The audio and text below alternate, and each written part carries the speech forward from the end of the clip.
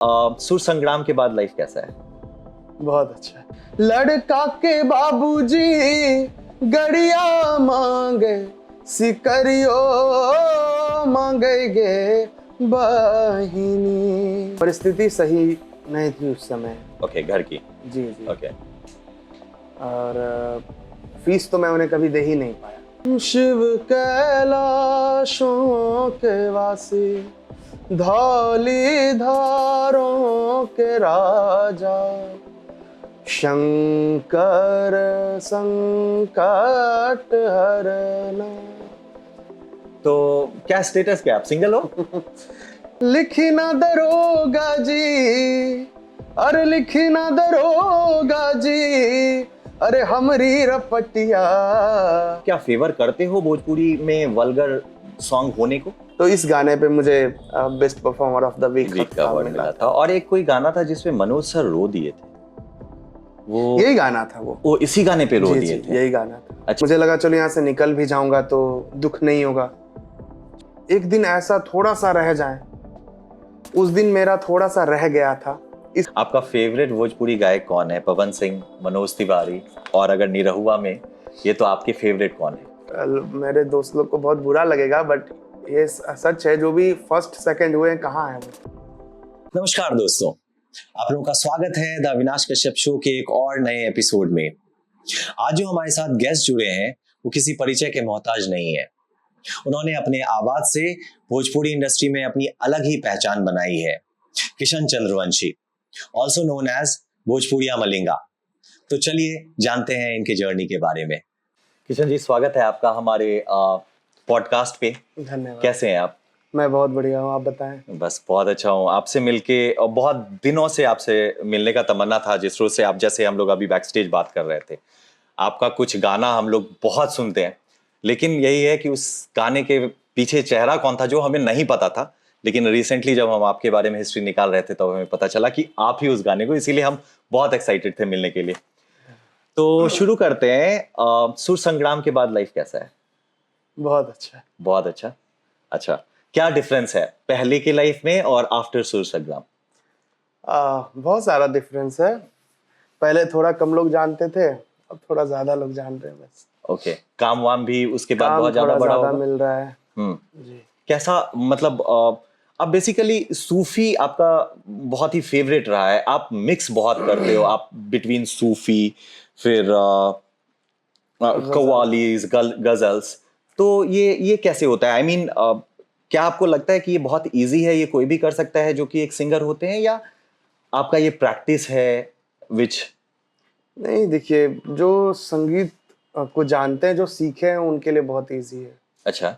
और जो संगीत नहीं जान रहे, जो नहीं सीखे हैं, उनके लिए बहुत मुश्किल है।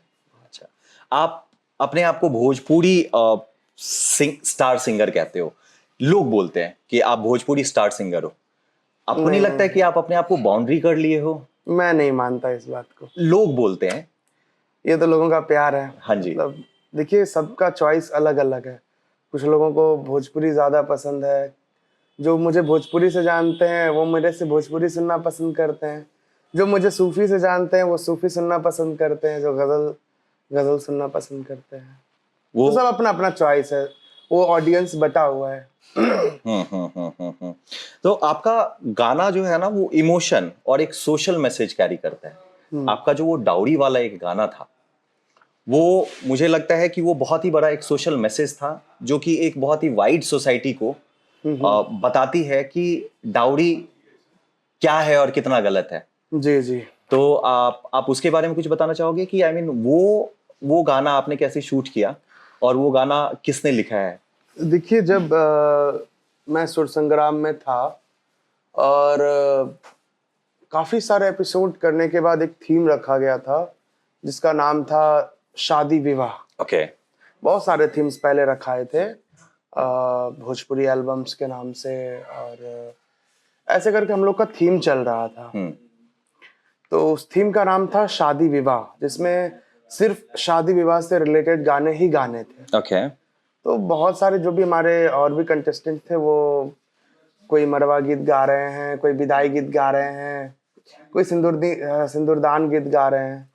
तो वैसे में मेरे दिमाग में एक बात आया कि एक चीज और है जिसके बारे में लोग खुल के बात नहीं कर पाते हैं। एग्जैक्टली। और वो है दहेज, जो कि हमारे बिहार, यूपी, भारत में ही है, हर जगह पे है, ठीक है। तो मेरे एक दोस्त हैं आनंद, तो मैंने उसको फोन किया, भाई ऐसा ऐसा थीम है, दहेज को लेकर कोई गाना है क्या? तो मुझे आनंद भाई ने वो मुझे गाना बताया कि देखो ऐसा ऐसा गाना है, आप इसे गाइए, अच्छा लगेगा। तो उन्होंने मुझे भेजा और मैंने अपने प्रोडक्शन हाउस में उसको सुनाया। Okay. हमारे प्रोडक्शन हाउस वाले थे, उनको भी बहुत पसंद आया ये गाना। एक्चुअली ये भोजपुरी नहीं है, ये जो गाना ये भोजपुरी में नहीं है, हमारे लोकल भाषा में ये गाना है। फोक सॉन्ग जैसा। फोक सॉन्ग है, Okay. हमारे लोकल लैंग्वेज में। तो उनको बहुत पसंद आया ये। ऑलराइट। तो ये फाइनल हुआ कि हम इसे कर रहे हैं, Okay. इस गीत को। और इंटरेस्टिंग बात यह है कि इसे बहुत छुपा करके रखा गया। अच्छा। और कंटेस्टेंट से जब ये गीत शूट होने वाला था हम लोग का टीवी पे जी, तो उससे पहले मुझे सबके बारे में पता था कि सब कोई क्या गाने वाला है। ओके। रिहर्सल हो रहा था तो सबका मुझे पता था, बट मेरा कोई नहीं जान रहा था हम क्या गा रहे हैं। आप क्या गाने वाले हो? अच्छा। सब कोई पूछा तो मैंने कहा भाई देखो मेरे पास तो कोई गाना है नहीं, हम तो एलिमिनेट होने के लिए जा रहे हैं। अच्छा। तो लेकिन आप वहां पे रियाज तो करते ही होंगे ना, क्योंकि आपको परफॉर्म करना था। सरप्राइजिंग बात यही है कि इस गीत का हमने रियाज भी नहीं किया था। अच्छा, it was on the go, मतलब इम्प्रॉम्प्टू आपने जो होना है ऑन द स्टेज होना है। अच्छा। हम लोगों ने ग्रुप के साथ भी नहीं रियाज किया कि हमें क्या करना है नहीं करना है। बस जिस समय हम लोग को शूट करना था उससे पहले हमने बस उन्हें बता दिया कि देखिए ऐसा ऐसा ऐसा है, आप बस मुझे कॉर्ड। वो उस पूरे गाने में कहीं भी ज्यादा इंस्ट्रूमेंट का यूज हुआ ही नहीं है। Okay. उसमें सिर्फ मेरा फील है, मेरा गाना है, दैट्स इट। अच्छा। इसके अलावा कुछ भी नहीं है उस गीत में। तो आप डरे नहीं थे कि अगर if this song goes not that great जो आप एक्सपेक्ट कर रहे थे, या जैसा आपने दिया स्टेज पे परफॉर्मेंस, क्योंकि स्टेज का परफॉर्मेंस तो मेरे सबने लिए देखा। बहुत ज्यादा चैलेंजिंग था, इसलिए भी उस समय तक किसी को 10 आउट ऑफ 10 नहीं मिला था। अच्छा। किसी को नहीं। अच्छा। तो बस वही वाला बात था ना, करो या मरो वाला। अच्छा। अच्छा करना है या फिर सबसे खराब जाएगा। हाँ। तो इतना अच्छा हुआ कि मुझे सबसे पहले 10 मिला। अच्छा। 10 तीनों जजेस फुल मार्क्स। हाँ।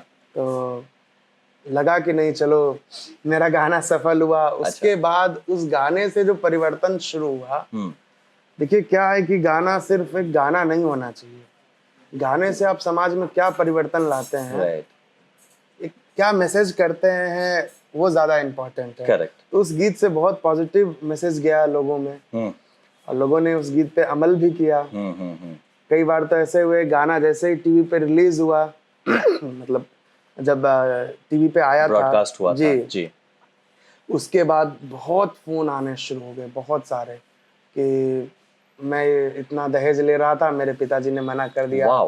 फोन करके कुछ एक फोन आया, मैं नाम तो नहीं बताऊंगा, वो पुलिस में थे। तो मुझे कॉल आया, किशन भाई मुझे शादी में 15 लाख रुपया दहेज मिल रहा था, लेकिन ये गाना सुन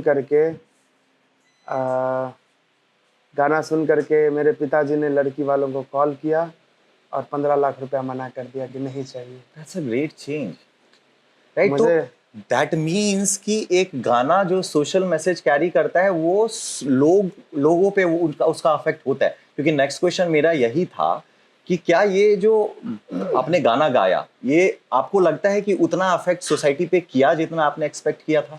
उससे ज्यादा किया। बहुत ज्यादा किया। Awesome. ये गाना अभी सबसे ज्यादा नेपाल में भी चल रहा है। अच्छा। बहुत, वहां से बहुत सारे मैसेजेस आते हैं मुझे। वो कौन सा फोक है, हमारे व्यूअर्स सुनना चाहेंगे। I mean, क्योंकि आपको सारे देख चुके हैं, आपको गाते हुए सारे स्टेज पे परफॉर्म करते हुए देख चुके हैं। वो सुर संग्राम के स्टेज पे था जी। आप यहाँ पे थोड़ा हम करके सुनाओगे, गाना गा के सुनाओगे, आप खुल के गा सकते हो। श्योर। मैं उसका थोड़ा सा पार्ट सुनाता हूँ आपको। प्लीज। देखिए एक जो गीत है ना, ये एक भाव है कि एक जब लड़की की शादी होती है तो लड़के के तरफ से क्या क्या डिमांड्स होते हैं, और उस डिमांड्स को पूरा करने के चक्कर में कभी लड़की के पिताजी का जमीन भी बेचना पड़ जाता है, कभी गाय बेचना पड़ जाता है। तो एक भाव था ऐसे ही। अच्छा, इसका बोल था लड़का के बाबूजी गड़िया मांगे, सिकरियो मांगेगे बहिनी। लड़का के बाबूजी गड़िया मांगे, सिकरियो मांगेगे बहिनी। सुनी सुनी दहेजबो के नमवा, करे जबो फटेगे बहिनी। सुनी सुनी दहेजबो के नमवा, करे जबो कांपेगे बहिनी। लड़की के बाबूजी गैया बेचे, जमीन मो बेचेगे बहिनी। लड़की के बाबूजी गैया बेचे, जमीन मो बेचेगे बहिनी। तबो नए दहेजबा जे पुरले, करे जबो कांपेगे बहिनी। तो ये सब बोल रहा था। ऑसम ऑसम, मतलब I was getting goosebumps, रुआं खड़ा हो रहा था, क्योंकि ये बहुत ही अपने साइड ही आपने सही कहा कि पूरे इंडिया में जी ये एक बहुत बड़ी परेशानी है। और एक्चुअली बहुत सारी लड़कियों की शादी नहीं हो पाती है क्योंकि उनके पास पैसा नहीं होता है। So thank you so much ये हमारे सोसाइटी को ये सॉन्ग देने के लिए, और वो भी इतने अच्छे आवाज में। So thank you so much. आपके बचपन के दिनों के बारे में जानना है, कैसा था आपका बचपन का लाइफ? बहुत अच्छा था, जैसा सबका होता है वैसा तो नहीं था। अच्छा, नहीं खुल के बताइए, जानना चाहते हैं। देखिए, जो मेरा जो बचपन है ना, वो खेल कूद में नहीं बीता है कभी भी। ओके। जैसे लोगों का बीतता है, मेरा खेल कूद में बिल्कुल नहीं बीता। मैं जब 6-7 वर्ष का था, तब जो मेरे बड़े भैया हैं वो मेरे गुरुजी के पास मुझे लेके गए थे। ये मेरा भाई है और आप प्लीज इसे म्यूजिक सिखाइए। आपके गुरुजी का नाम श्री अविनाश? जी। अच्छा जी, मेरे 2 गुरुजी हैं। ओके। अविनाश सर हैं और एक डॉक्टर मनोहर गोपालम बस्तर सर हैं। ओके। तो फर्स्ट गुरुजी अविनाश सर हैं मेरे। तो भैया लेके गए और उनसे रिक्वेस्ट किए कि मेरा भाई है, आप इसे सिखाइए। कहाँ वो, मतलब यहाँ बेगूसराय? बेगूसराय में। ओके।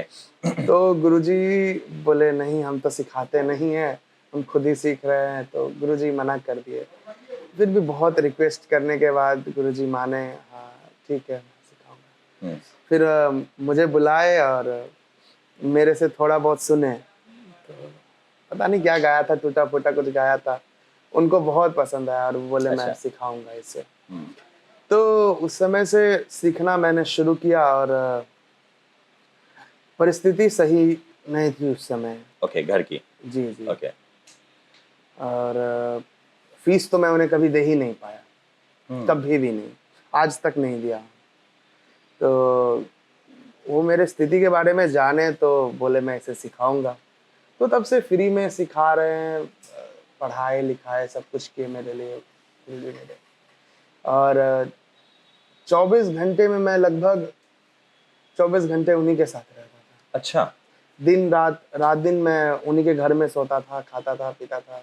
और एक बच्चे की तरह वो अपने बच्चे की तरह मुझे रखे। और शुरू से बचपन से मतलब उंगली पकड़ के हारमोनियम सिखाए। डांटे मारे पीटे सब कुछ हुआ। और वो तो एक प्रोसेस होता है ना। जी। तो पूरा बचपन तो सीखने में ही गुजर गया, पूरा बचपन। ओके। और फिर उन्होंने ही मुझे स्टेज भी देना शुरू किया। मंदिर वगैरह में हम लोग जाते थे। गांव में ही मंदिर है हमारे, एक पंच मंदिर। अच्छा। उसी से हमने शुरू किया था। तो भजन से? भजन से ओके। जाना शुरू किया। कोई एक भजन गुनगुनाओगे आप? जरूर मैं प्लीज। हाँ। तो मैं जाता था तो शिव जी का भजन मुझे बहुत प्रिय था, तो मैं ओके 2 लाइन 4 लाइन 8 लाइन जितना आप बोल कर पाओ। हाँ। एक मेरा एल्बम भी आया है अभी शिव जी का। अच्छा, नाम जी। क्या है?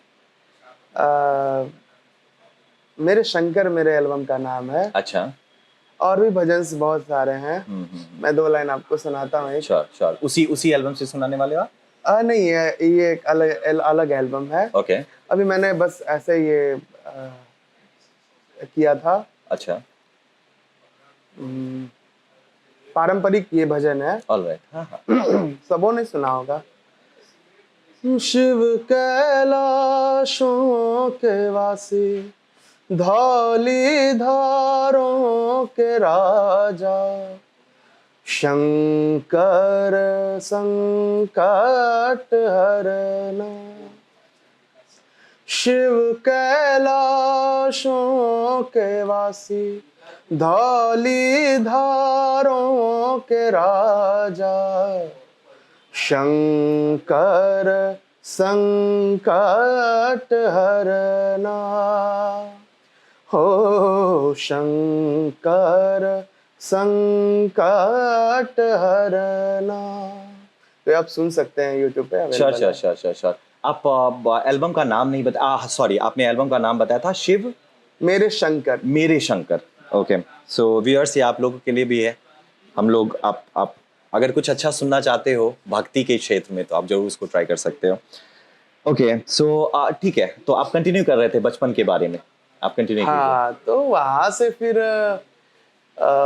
मंदिर के बाद से मैं कुछ दिनों के लिए एक ट्रॉली जो शादी विवाह में जाता है ना, ऑर्केस्ट्रा, अच्छा। मैं उसमें भी गया था लगभग। अच्छा, वो जो गाना गाते गाना हैं गाते वहाँ पे? हैं, गाड़ी होती है ना। हाँ हाँ हाँ हाँ, करेक्ट, उस पे खड़े होके। हाँ, वाह। तो लगभग 3-4 साल तो मैं उसमें भी गाया था। ओके।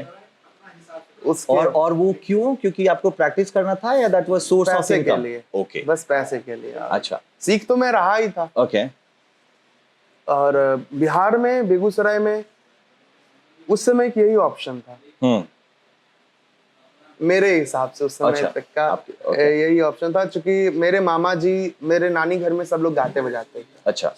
तो मेरे जो मामा जी हैं वो ऑलरेडी यही गाड़ी पे ही वो गाते, शादी विवाह में ही गाते बजाते हैं। अच्छा।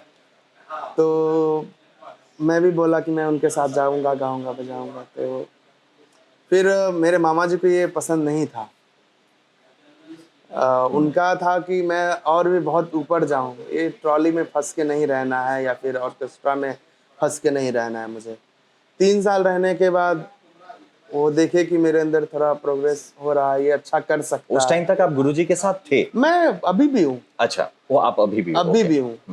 तो मामा जी ने मुझे वहां से छुड़वा दिया, ऑर्केस्ट्रा पर से। अच्छा।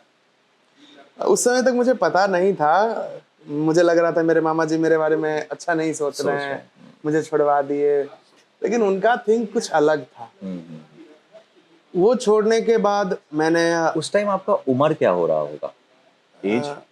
एज कितना था, 12-15 होगा। अच्छा, 12-15 साल के उम्र में आप वो कर रहे थे? जी। तो फिर वहां से मैं 1-2 मंच, वो सुगम संगीत का जो मंच होता है शादी विवाह में ही, वो अलग से ही मंच होता है जिसमें गजल भजन गाते हैं। Yes yes yes. तो मैंने वो शुरू किया फिर, और वो लगा कि नहीं, मुझे इसमें ही जाना चाहिए। ओके। तो तब से लेके आज तक मेरा वही चल रहा है। वही चल रहा है। तो फिर यहाँ से ट्रांजिशन सुर संग्राम का कैसे आपके दिमाग में आया कि मुझे वहां के लिए ऑडिशन के लिए जाना चाहिए? ऑडिशन का कुछ ऐसा सीन था, मैं एक स्कूल में टीचर था। अच्छा, मैं म्यूजिक के टीचर? म्यूजिक टीचर अच्छा। था मैं एक। तो ये कौन से वर्ष की बात हो रही है? 22 की बात है। 2022 की बात। 2022। ओके। तो 2022 में मैं म्यूजिक टीचर था। तो मेरे दोस्त लोगों ने मुझे बताया कि एक शो आ रहा है सुर संग्राम, ऑडिशन दो तुम। मतलब सारे दोस्त तो म्यूजिक से ही थे।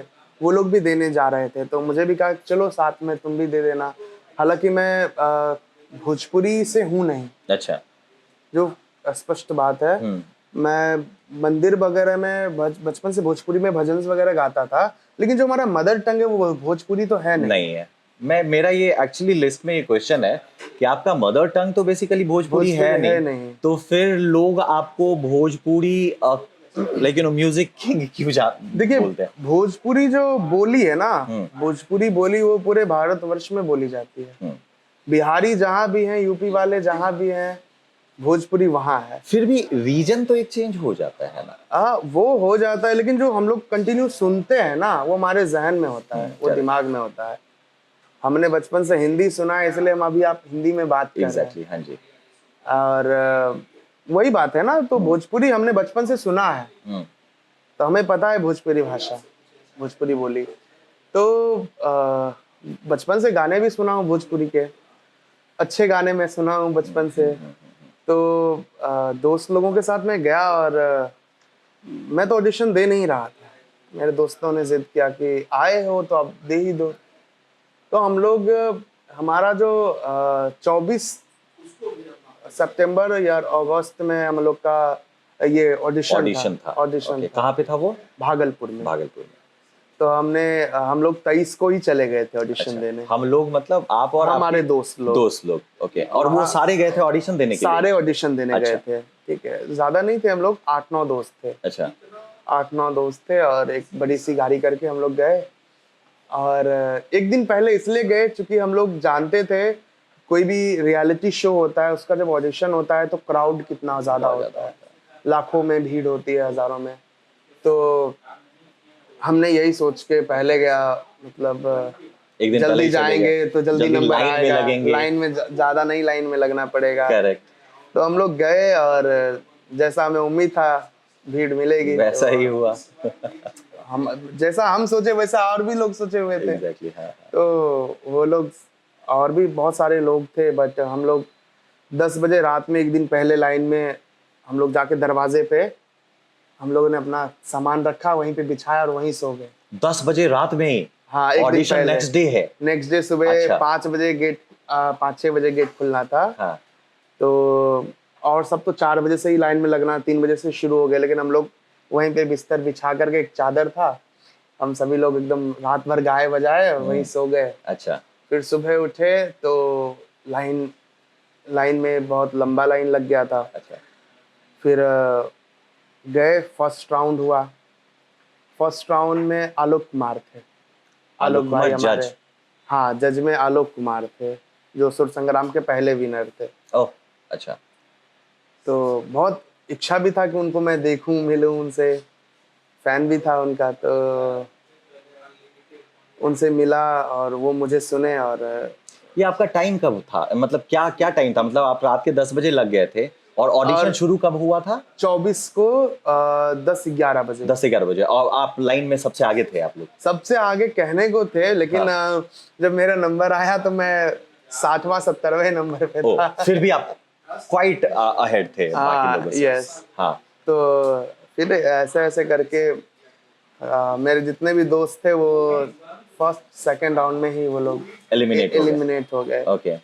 और आप फर्स्ट राउंड में आप जब गए थे तो आपने कौन सा गाना गाया था? फर्स्ट राउंड में मैं जब गया था तो मैं एक भोजपुरी गाना सुना था। हाँ। वो गाना था, मैं आपको गा के सुनाता हूँ 2 लाइन। प्लीज। वो कुमार सत्यम भैया के मैं मुंह से सुना था वो गाना। ओह, सत्यम कुमार जो गजल गाते हैं। ओ, गजल गाते हैं। हाँ। तो उनके मुंह से सुना था, हालांकि ये उनका नहीं है। अच्छा। हाँ, कंपोजिशन उनकी है। अच्छा।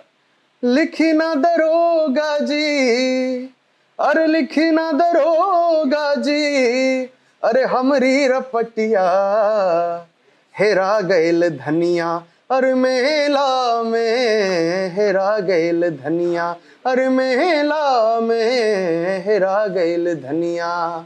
धनिया के रंग बाटे गोरी रे सुरतिया, धनिया के रंग बाटे गोरी रे सुरतिया, सबका से करे भोजपुरी में बतिया, सबका से करे भोजपुरी में बतिया।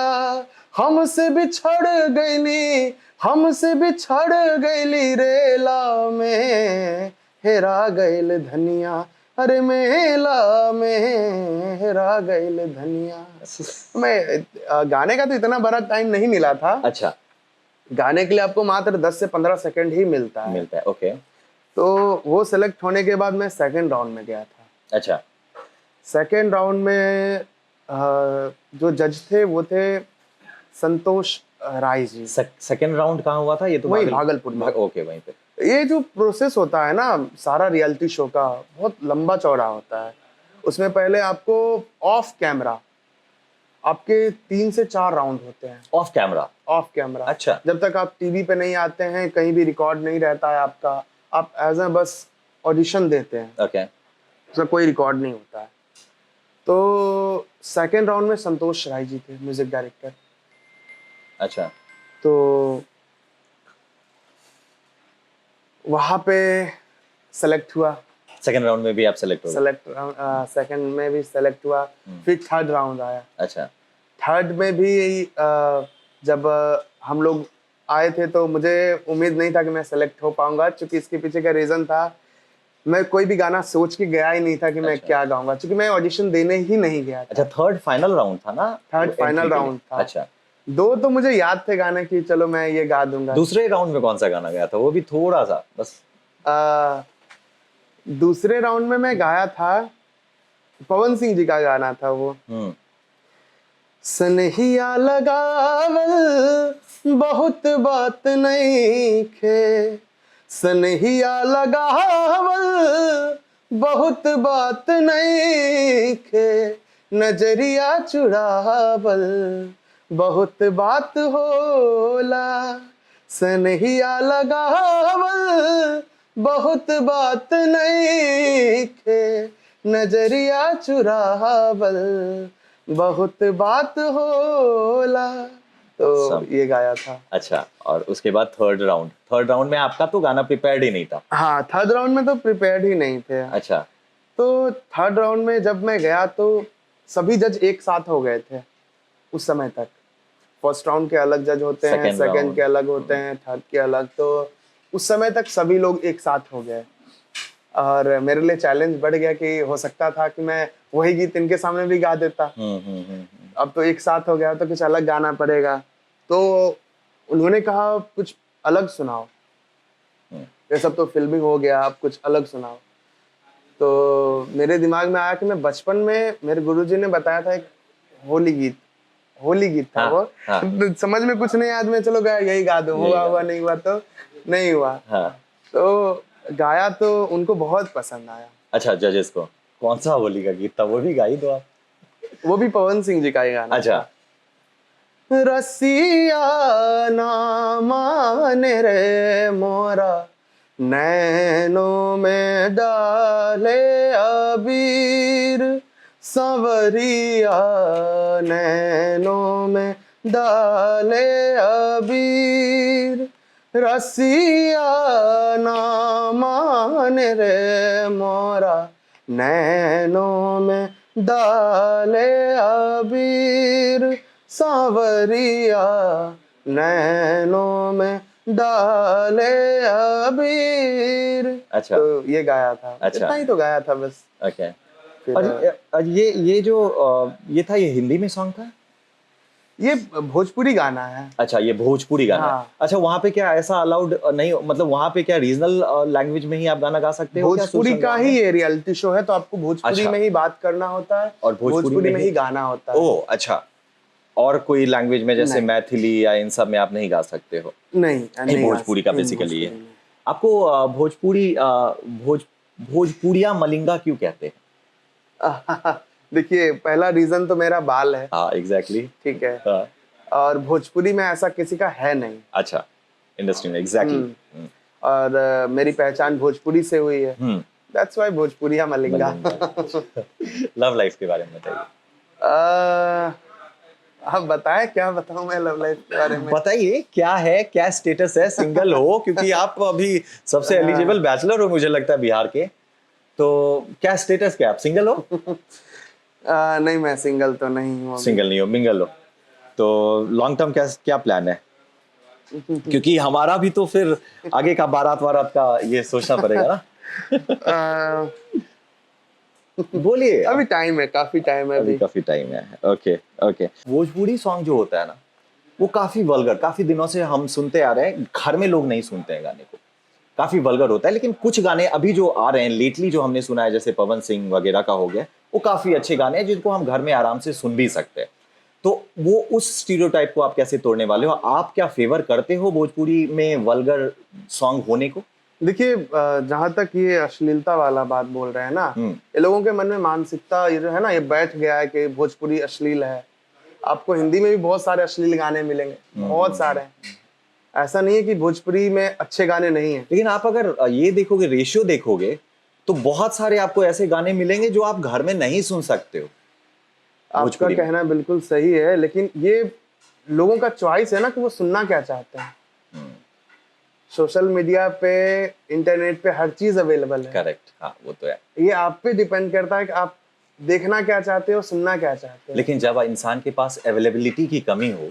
नहीं नहीं, ऐसा नहीं है। आप इतने अच्छे अच्छे बेहतरीन गाने हैं भोजपुरी में। हाँ। आप सुनिएगा तो आपको आश्चर्य होगा। लेटली मैं ये मानता हूँ कि लेटली वी हैव, हमारे पास बहुत अच्छे अच्छे गाने, आप लोग जैसे जो कलाकार आ रहे हैं वो बहुत ही अच्छे अच्छे गाने, बहुत ही मीनिंगफुल। और वो जो एक पहले का होता था कि ढेर सारा बेस और इसके साथ गाना, एक नए जॉनर के साथ वो आते हैं, नए वॉइस के साथ आते हैं, वो अभी है। लेकिन मैक्सिमम अभी भी जो इंटरनेट पे अवेलेबल है ना, वो गाने काफी मतलब ऐसे हैं कि जो आप घर में नहीं सुन सकते हो।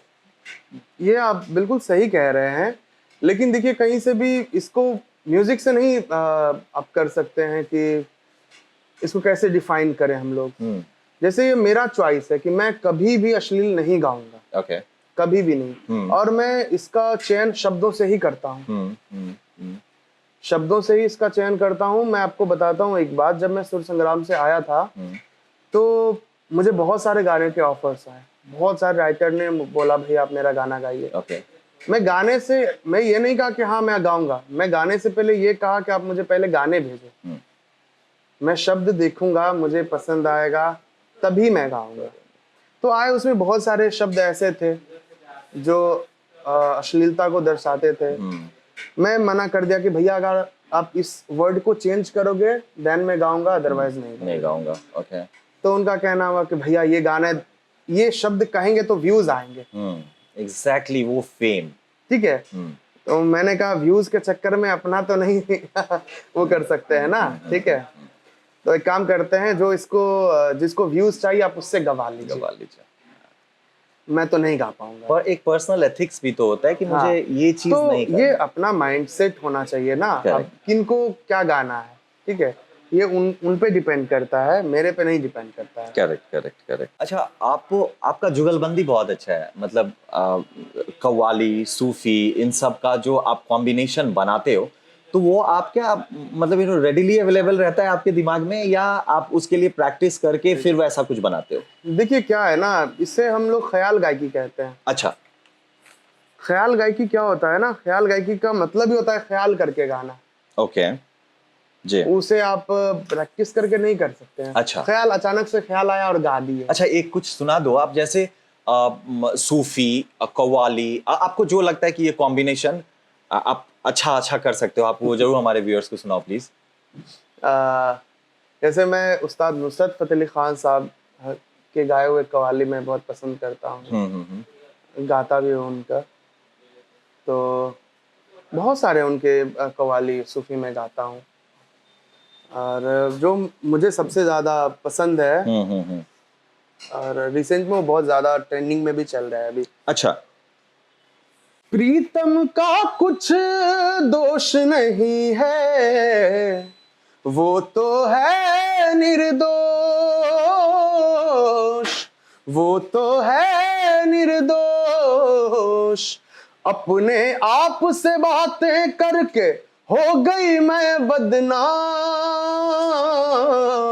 सांसों की माला पे सिमरूं मैं पी का नाम, सांसों की माला पे सिमरूं मैं पी का नाम, अपने मन की मैं जानूं और पी के मन की राम,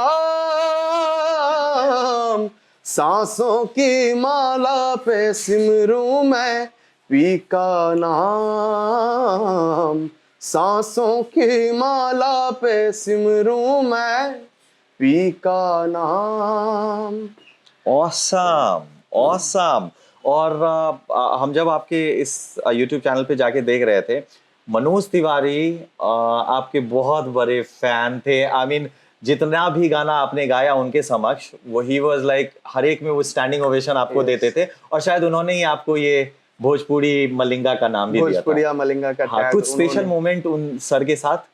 अब पूरा शो में ही उनके साथ बहुत स्पेशल मोमेंट रहा है, पूरा अच्छा, शो ही। अच्छा, देखिए, मुझे लग रहा है कि मुझे सबसे ज्यादा प्यार मिला शो में। अच्छा, बहुत बहुत ज्यादा प्यार मिला। हम्म। मैं जब ऑडिशन देने गया था, आपको शुरू की कहानी में बता रहा हूँ। जब हाँ। थर्ड राउंड क्लियर होने के बाद जब मुझे बॉम्बे का टिकट मिला, मैं बॉम्बे पहुंचा, और बॉम्बे पहुंचने के बाद वहां पहले हम लोग से गाने का लिस्ट मांगा गया। अच्छा, कि आप क्या गाने वाले हो। तो मैं वो दिया और प्रैक्टिस किया हम लोगों ने। और जब मैं गाया, मुझे विश्वास नहीं हो रहा था। आज तक रिकॉर्ड है, कभी किसी को 2 मेडल नहीं मिला है। अच्छा, किसी ऑडिशन में, भोजपुरी सुर संग्राम में मुझे 2-2 मेडल मिला। एक्चुअली ये जो शो था ना, ये स्टेट वाइज डिवाइड किया गया था। बिहार के मनोज तिवारी, यूपी के निरहुआ जी, हाँ। और झारखंड के कल्पना जी। अच्छा, तो बिहार में सेलेक्ट करना, बिहार के जो भी कंटेस्टेंट थे, बिहार वालों को मनोज जी को सिलेक्ट करना था। यूपी से जो आए हैं उनको निरहुआ जी को लेना था, और जो झारखंड से आए वो कल्पना जी लेते हैं। मैं जब गाया तो सबसे पहले निरहुआ जी आ गए मुझे लेने के लिए कि तुम बिहार छोड़ के यूपी में आ जाओ। अच्छा। एक्चुअली कंपटीशन हम कंटेस्टेंट में नहीं था, कंपटीशन जजेस में था। हाँ। तो निरहुआ जी बोल रहे थे तुम मेरे में आ जाओ, मनोज जी बोले मेरे जाएगा नहीं। हाँ, तो मनोज जी ने भी मेडल पहनाया और निरहुआ जी ने भी। तो ऐसे करके मुझे 2 मेडल मिले। अच्छा, लेकिन आप फाइनली रहे बिहार में ही? हाँ, रहना तो बिहार में ही था। अच्छा, ओके, ग्रेट। मम्मी पापा से कितने क्लोज हो आप? बहुत ज्यादा। बहुत क्लोज? बहुत। पापा से, मम्मी से, दोनों से बहुत क्लोज हो। अच्छा, आप सब कुछ शेयर करते हैं? लव लाइफ के बारे में शेयर? हाँ, एकदम खुल के शेयर करता हूँ मैं। Oh, very nice, very nice. आपको best performer of the week का अवार्ड अराउंड 5 बारी शो के ऊपर मिला था, तो वो 4 बारी। तो वो कौन सा गाना था जिसको आप गा के हमें सुना सकते हो? देखिए, पहला जो मिला था वो हमारे शो पे जज बन के आए थे power star Pawan Singh ji. Wow, अच्छा। First time.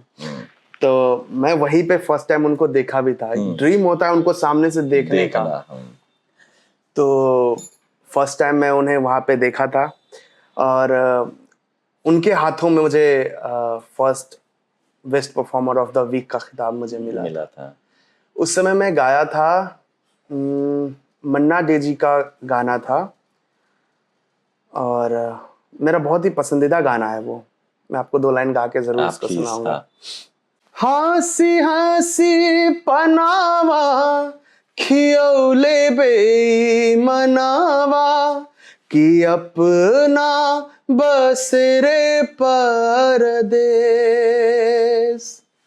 कोरी रे चुनरिया में दगिया लगाए गएले, मारी रे करे जवा में ठेस, कोरी रे चुनरिया में दगिया लगाए गएले, मारी रे करे जवा में ठेस।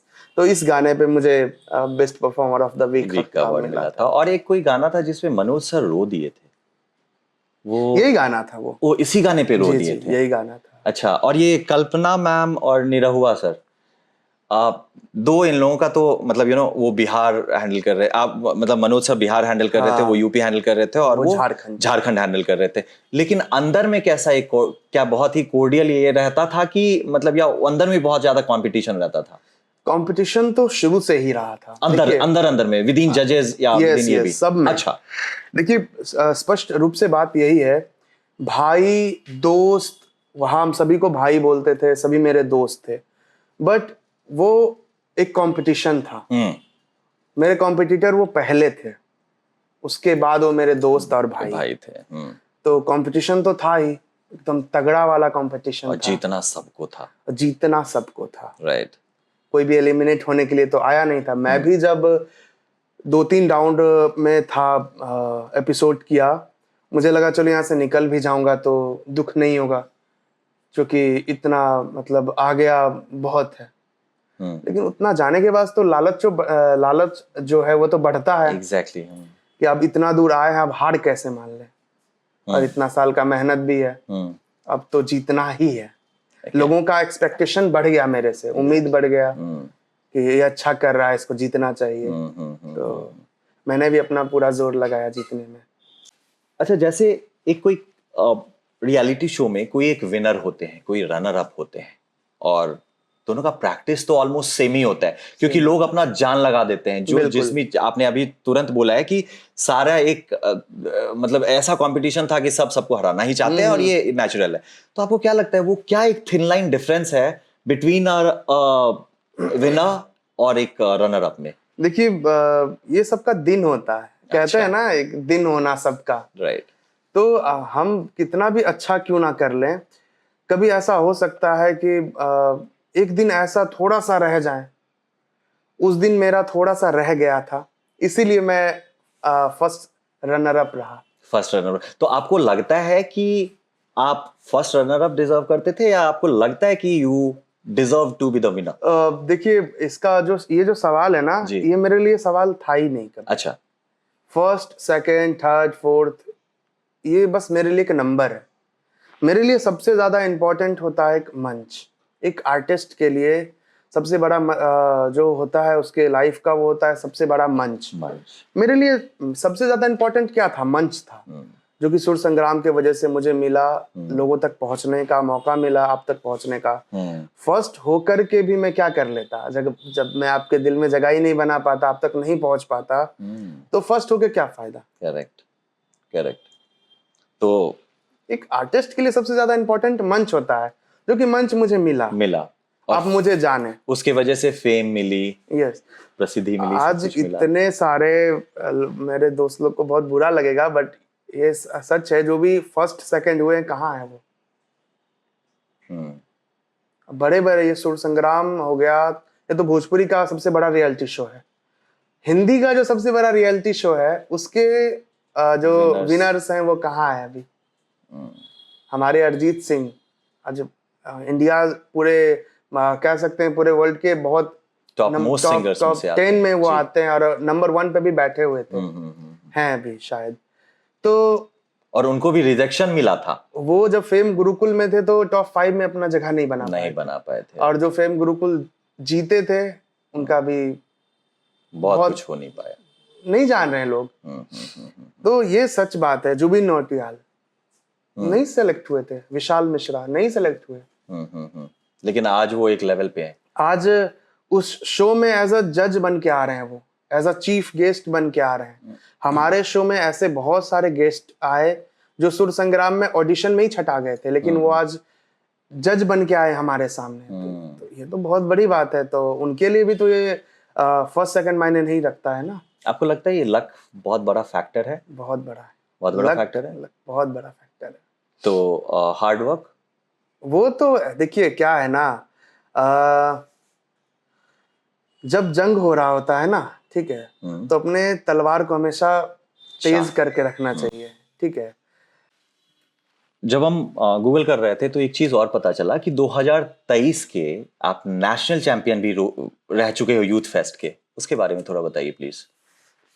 देखिए यूथ फेस्टिवल जो कि है ये एक गवर्नमेंट का कंपटीशन है, अच्छा। जिसमें पूरे भारत वर्ष से लोग आते हैं और ये हर वर्ष होता है। मैं 2000 ये खेल की तरह है, हर साल इसका कंपटीशन होता है। ओके। तो फर्स्ट यूथ फेस्टिवल मैं 2023 में 23 कह रहा हूँ 16 में। अच्छा। फर्स्ट यूथ फेस्टिवल में मैं 2016 में गया था। इसका एक बहुत ही लंबा प्रोसेस होता है। ओके। पहले आपका कॉलेज लेवल पे होता है, कॉलेज में सेलेक्ट होइएगा तो फिर आप यूनिवर्सिटी होता है, यूनिवर्सिटी के बाद स्टेट होता है, स्टेट अच्छा। के बाद आपका नेशनल होता है। अच्छा, वो आपके कॉलेज के साइड से हुआ था? तो जब मैं जिस कॉलेज से हूँ, मैं जीडी कॉलेज से हूँ। ओके। तो मैं जीडी कॉलेज से पहले कंपटीशन किया, उसमें जीता। फिर हमारे एरिया में जितने कॉलेजेस आते हैं,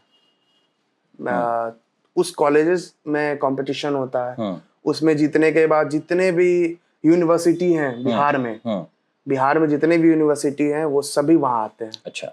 जितने भी कॉलेजेस हैं यूनिवर्सिटी के, वहाँ आके बिहार में पहले कंपटीशन होता है और बिहार से एक चुनाता है। ओके। वो जोनल में जाता है। अच्छा।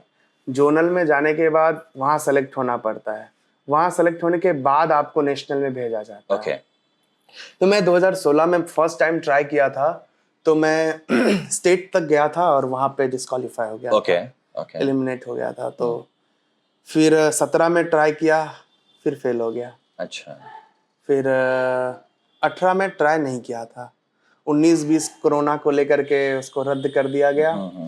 और फिर मैं 22 और 23 का जो ये था सेशन, तो 23 में मैं फाइनली मैं नेशनल गया और नेशनल में मैं इसको जीता था। आप विनर थे? यस। वाओ। इसका जोनल हुआ था आपके उड़ीसा में। अच्छा। और नेशनल बेंगलोर में। अच्छा, तो इससे क्या कुछ मॉनेटरी बेनिफिट मिलता है या क्या मिलता क्या है? देखिए ये सबसे पहला तो आप सरकार के नज़र में आते हैं। ओके। ये अपने आप में, और दूसरी बात ये है कि बिहार का मैं पहला हूँ जो यूथ फेस्टिवल में नेशनल तक मैं गया हूँ। अभी तक कोई नहीं। ओके। यूथ फेस्टिवल का अभी तक तो कोई नहीं जीता अच्छा। है। अच्छा। बिहार से, जीडी कॉलेज से। ओके, तो उसमें आपको गवर्नमेंट के साइड से मेडल्स मिलते हैं? यस। ओके। ओके, ठीक है। तो चलते हैं, आगे बढ़ते हैं। थोड़ा माहौल को हल्का करते हैं। हमारा रैपिड फायर राउंड है, इसमें आपको तुरंत से जवाब देना है, ठीक है? एक गाना जो आप बार बार सुनना पसंद करते हैं। मैं एक ही गाने को हमेशा सुनता रहता हूँ, बहुत मतलब जो मुझे पसंद है मैं उसे कंटिन्यू, मैं कोई लिमिट नहीं है कब तक मैं सुनता हूँ। कोई एक गाना जिसको आप सुनते हो? बहुत सारे गाने हैं जो मैं एक सुनता हूँ। एक चूज करके बता दो आप। मैं ज्यादातर नुसरत साहब को सुनता हूँ। अच्छा जी। उनके गाने मुझे बहुत पसंद है, तो मैं हमेशा उन्हीं के गाने सुनता उन्हीं के रहता गाने हूँ। सुनते हैं। ओके, आपका फेवरेट भोजपुरी गायक कौन है? पवन सिंह, मनोज तिवारी, और अगर निरहुआ में ये तो आपके फेवरेट कौन है? पवन सिंह। पवन सिंह? बहुत, सभी अच्छे आपके गुरु थे मनोज तिवारी। और मनोज तिवारी सर से भी पूछिएगा तो वो भी कहेंगे उनके फेवरेट पवन सिंह है। अच्छा, ओके। म्यूजिक कैरियर में आपको एक सुपर पावर मिल जाता है तो आप क्या सबसे पहले क्या चेंज करोगे भोजपुरी म्यूजिक इंडस्ट्री में? बहुत टफ क्वेश्चन है ये। हल्का तो बिल्कुल नहीं है। चेंज क्या करना है, देखिए लोगों का माइंडसेट है वो आप चेंज नहीं कर सकते। Okay. मैं कोशिश करूंगा कि जितना बेहतर से बेहतर मैं सुना सकूं। ओके, आपका सबसे इमोशनल फैन मोमेंट कुछ रहा है? फैन मोमेंट एक लड़का था, वो बहुत जब मैं बॉम्बे में था तभी उसने मेरा एक स्केच किया था। अरे वाह। और वो बॉम्बे तक आने के लिए वो रेडी था मुझे देने के लिए, मिलने के लिए। अरे वाह। मैं उससे पर्सनली मिलने के लिए पटना आया था और वहां पे आके उसने मुझे दिया था। वाह, वो मेरे लिए सबसे ज्यादा बेस्ट मोमेंट था। और सबसे फनी फैन मोमेंट ऐसा कुछ हुआ था आपको? ऐसा तो मुझे भी कुछ याद नहीं आ रहा है। अच्छा, कोई सीक्रेट क्रश थी आपकी सूरज संग्राम पे? सीक्रेट क्रश जिस एक होती है ना सबकी। नहीं ऐसा कुछ नहीं था। ऐसा किसी का नहीं था? कॉलेज लाइफ में कोई क्रश थी? जिनको अभी आप सोचते हो तो आपको लगता है यार ठीक है उस टाइम था अभी? अरे हाँ, ऐसा था। स्कूल टाइम में था, कॉलेज नहीं। कॉलेज में तो कुछ नहीं था। अच्छा, कॉलेज में ज्यादा गया ही नहीं। ओके, कॉलेज तो ज्यादा गया नहीं, स्कूल टाइम में था। स्कूल टाइम में था। पहला प्यार किस क्लास में हुआ था? पहला, मैं सच बताऊं तो मैं जब 3 में था तभी हुआ था। तभी हुआ था। उस टाइम समझते थे ये सब चीज? कुछ नहीं, बस अच्छा लगना एक होता है ना। एग्जैक्टली, हाँ, बस एक अच्छा लगना होता है। ओके। अच्छा लग रहा है। स्टेज परफॉर्मेंस से पहले एक ऐसा काम जो आप हर एक स्टेज परफॉर्मेंस से पहले करते हो? हाँ, सबसे पहले तो मैं आंख बंद करता हूँ, अपने गुरु को याद करता हूँ और गणेश जी को सबसे पहले याद करता हूँ। अच्छा। क्योंकि मेरे घर में सबसे ज्यादा जिन्हें माना जाता है वो गणेश जी हैं। अच्छा, तो उनको याद करके, माँ सरस्वती को याद करके, फिर शुरू। और जब जो जिनके मैं गाने गाता हूँ पहले उनको याद करता हूँ। अगर अच्छा। मैं नुसरत साहब को गाने गा रहा हूँ, पहले आंख बंद करके उनको इमेजिन करता हूँ कि वो कैसे रिएक्ट करते हैं, कैसे गाते हैं, देन मैं वो चीज शुरू करते हैं। ठीक है, अब हमारा नेक्स्ट सेक्शन है दिस और दैट सेक्शन। इसमें आपको बस 2 ऑप्शन दूंगा मैं, उसमें से एक चूज करना है वेरी ब्लंटली। गजल या फोक गाना? बोथ। एक। गजल या फोक में आपको एक चूज करना पड़े तो आप कौन सा? ये तो वही वाला सवाल हो गया ना। मैं वेज हूँ और आप बोल रहे हैं चिकन या मटन। अच्छा, तो वही वाला सवाल हो गया ना। आपको चिकन पसंद है या मटन? लेकिन मैं तो वेजिटेरियन ना। हूँ। अच्छा, तो आपको बेसिकली दोनों पसंद है? दोनों पसंद। एक कोई बहुत ज्यादा पसंद नहीं है, ऐसा नहीं है?